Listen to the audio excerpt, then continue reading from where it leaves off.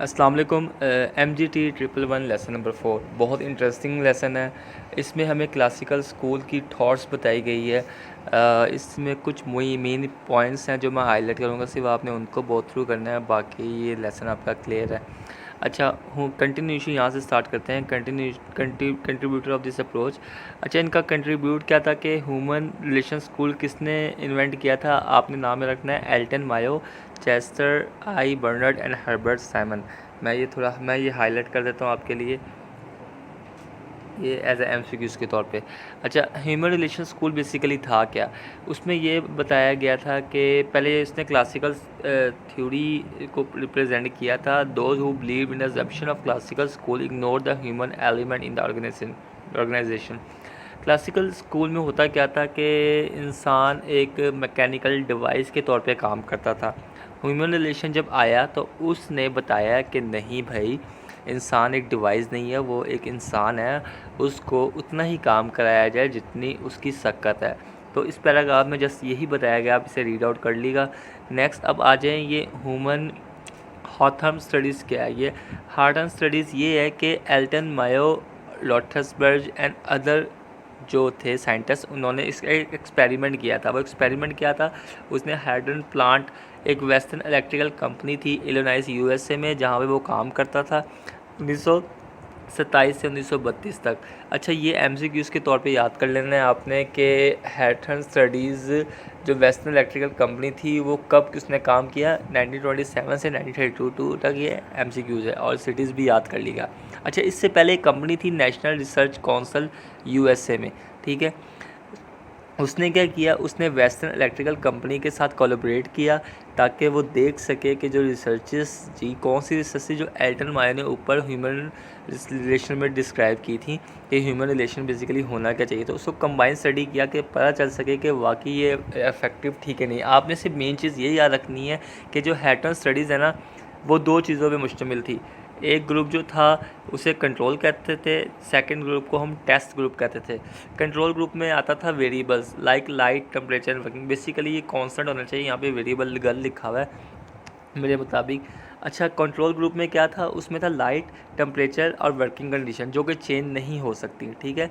जबकि जो दूसरा ग्रुप जो था वो टेस्ट ग्रुप था, उसमें क्या बताया गया था कि आप इन चीज़ों को चेंज कर सकते हैं, यानी कि लाइट भी चेंज हो सकती है, टेम्परेचर भी चेंज हो सकता है, और दूसरे वेरिएबल्स भी चेंज हो सकते हैं।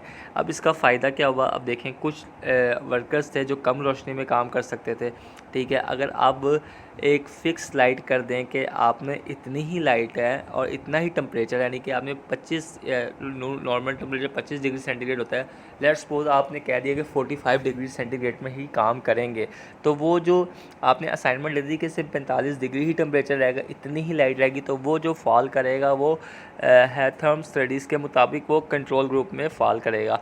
जबकि जो अदर जो फ़ॉल करेंगे, यानी कि जिसमें आप कहें कि नहीं भाई, अगर गर्मी ज़्यादा तो टेम्परेचर थोड़ा बढ़ा दो, कम कर दो, ताकि वर्कर्स के लिए आसानी हो, उसे हम टेस्ट ग्रुप में डालेंगे। इसमें हम लाइट भी चेंज कर सकते हैं, कम ज़्यादा कर सकते हैं। जैसे कि आप बताया, researchers of veteran Western Electrical company expected experiment to lead different levels of performance. इसको आप छोड़ दें, फजूल है ये। अच्छा, यानी कि बेसिकली अब मैं अब तो बताता हूँ, ये हमारा लेक्चर हो गया यहाँ तक क्लियर, ये हर स्टेटस तक। यहाँ पे क्या बताया गया? बेसिकली इस स्टडी को, ह्यूमन रिलेशन स्टडी को लाने वाले दो बंदे थे, तीन बंदे थे। एक एल्टन मायो, दूसरा चेस्टर था, और आखिर में था हर्बर्ट। अब हर इन लोगों ने क्या एक थ्योरी प्रेजेंट की। इस थ्योरी का नाम था हायथॉम स्टडीज़। उसमें क्या किया गया? दो ग्रुप रखे गए, एक था कंट्रोल और एक था टेस्ट। पहला जो ग्रुप था वो करता था कि वो वेरिएबल चेंज नहीं करता था, यानी कि टेम्परेचर और लाइट्स फिक्स रखता था, जिसमें वर्कर्स को बस उसी टेम्परेचर पे ही काम करना है, जिससे वो थक जाते थे, जिससे वो काम सही तरह से नहीं कर पाते थे। जबकि जो टेस्ट जो दूसरा ग्रुप था उसमें था कि आपने वर्कर्स के हिसाब से चीज़ों को एडजस्ट करना है। इसकी वजह से जब रिज़ल्ट देखा गया वेस्टर्न इलेक्ट्रिकल कंपनी ने, तो रिज़ल्ट बड़े अच्छे आए, डिज़ायरेबल रिजल्ट है, यानी कि जहाँ पे प्रोडक्शन कम हो रही थी वहाँ पे टेस्ट ग्रुप ज़्यादा लेके आए। तो देखिए ना, ऑब्वियस सी बात है, जब हम किसी को फेवर देंगे तो वो इन रिटर्न हमें ज़्यादा वर्कआउट प्रोवाइड करेगा, ठीक है। अब इसी तरह जी, अब नेक्स्ट है हमारे पास चेस्टर बर्नर्ड। अच्छा, इसने फंक्शन ऑफ एग्जेक्टिव था ये, इसका आपने सिर्फ याद ये रखना है कि ये बेल टेलीफोन कंपनी में काम करता था न्यू जर्सी में, यूएसए में 1927 से 1948 तक, ठीक है।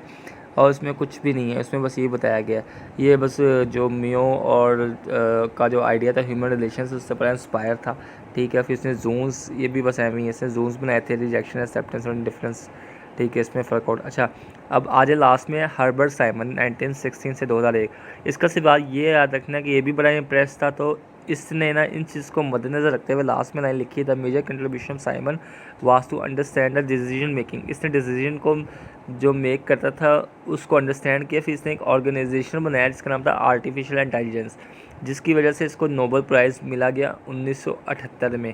ये लाजमी लाइन याद रखनी है, एमसीक्यूज़ के लिए मोस्ट इंपॉर्टेंट है। बाकी लास्ट में उसका कंसेप्ट बताए गए हैं। तो गाइज़ आपको उम्मीद है पसंद आया। नेक्स्ट लेक्चर के लिए मेरे चैनल को सब्सक्राइब करें। Thank you so much. अस्सलाम वालेकुम।